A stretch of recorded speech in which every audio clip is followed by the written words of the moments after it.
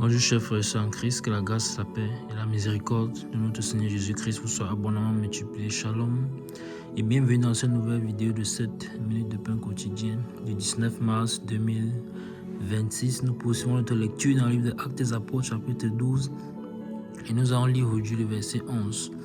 Nous avons vu dans la vidéo précédente que l'ange du Seigneur est venu sortir l'apôtre Pierre de la prison, l'a frappé au côté en lui disant « Lève-toi promptement ». Les deux chaînes qu'il avait sont tombées, elles sont ouvertes et l'ange lui a dit « Mets ta ceinture et tes sandales ». C'est ce qu'il a fait. L'ange lui a dit « Revêt-toi de ton manteau et suis-moi ».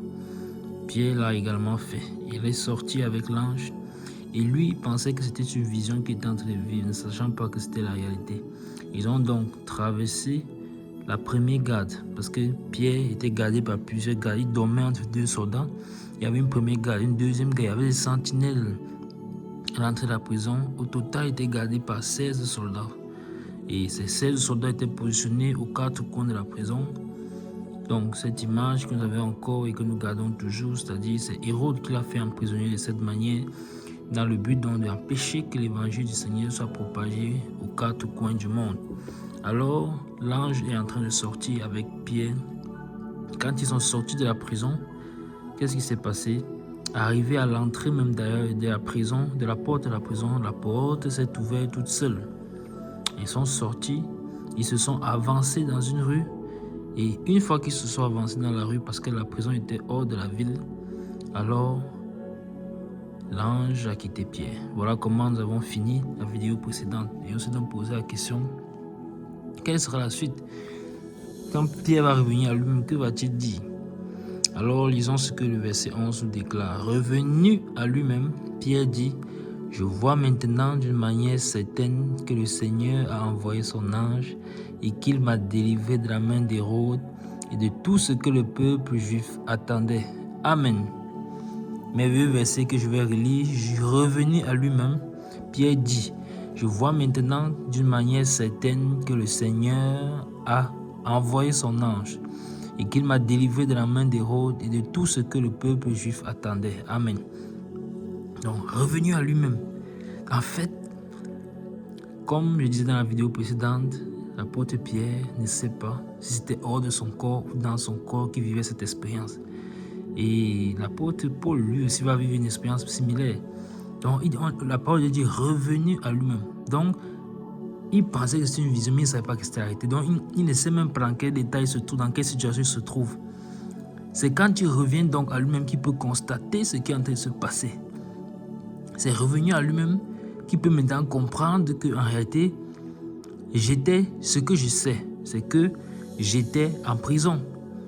Et ce que je sais, c'est que me voici, je me retrouve hors de la prison. Or, j'étais enchaîné de 2 chaînes et j'avais 16 soldats qui me gardaient.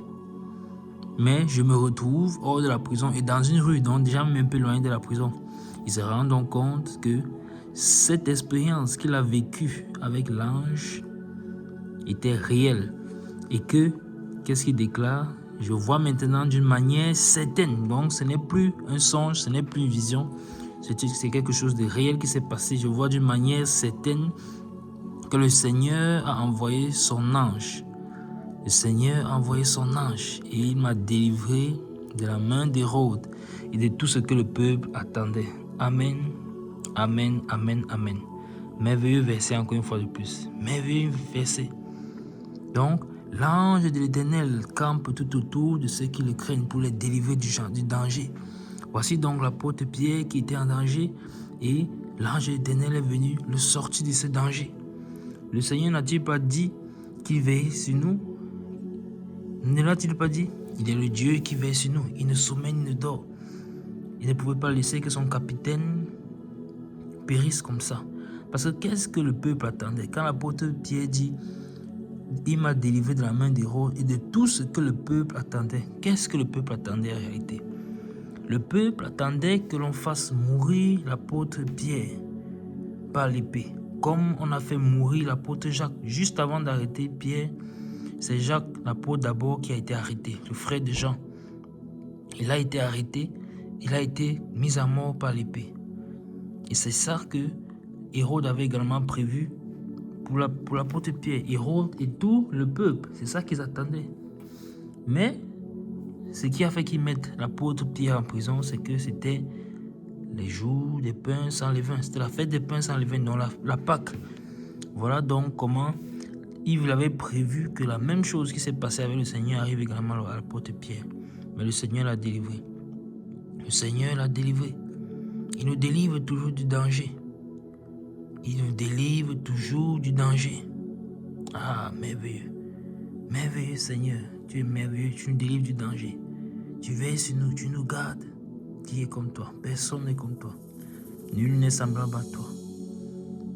Alors, le Seigneur l'a délivré. Maintenant, il peut partir. Il peut partir, continuer la mission que Dieu lui a assignée. Il peut continuer la mission que le Seigneur lui a assignée. Vas-y. Léonville avait frappé au côté. L'église, où se trouve l'église? Porte tes chaussures, va évangéliser. Mets ta ceinture, va donner la parole de vérité. Porte ton manteau et mets-le en exergue. Travaille avec ce manteau que je t'ai donné pour le corps du Seigneur. Et nous avons encore une fois de plus, juste un rappel, vu que ceci est parti de la prière des saints, la prière de l'église. Car le verset 5 nous avait dit que l'église ne cessait d'adresser pour lui des prières à Dieu. Donc les prières de l'église ont occasionné donc cette délivrance surnaturelle. C'est merveilleux. Donc on continue à rester dans la prière, dans l'intercession. Quand nous prions, nous ne devons pas prier uniquement pour nous, nous devons prier également pour ceux qui sont dans le besoin, pour ceux que l'Esprit nous met à cœur, nous devons intercéder pour eux. Surtout ceux que nous avons pu voir, les frères et sœurs que nous avons pu voir avec nos yeux physiques qui sont dans le besoin. Mais le Seigneur peut également nous révéler spirituellement que telle sœur a besoin de prière, tel frère a besoin de prière, prie pour lui, intercède pour lui. Alors, cette prière-là va avoir des effets parce que c'est l'Esprit même qui nous a suggéré cela. À plus forte raison, aussi nous le faisons en tant qu'Église, en tant qu'Église du Seigneur, unis dans un esprit, dans la prière, et en élevant les prières pour les bien-aimés. Le Seigneur se glorifie forcément. Donc, on verra par la grâce de Dieu dans la prochaine vidéo qu'est-ce qu'il va faire une fois qu'il s'est rendu compte que, en réalité, ce qu'il a vécu n'était pas une vision, c'était réel. Il est donc revenu à lui-même. Que va-t-il faire? Quelle sera sa première décision? C'est ce que nous verrons par la grâce de Dieu dans la prochaine vidéo. Nous arrêtons là pour aujourd'hui. C'était tout pour les 7 minutes de pain quotidien de ce jour. Que la grâce, la paix et la miséricorde de notre Seigneur Jésus-Christ vous soient abondamment multipliées. Shalom.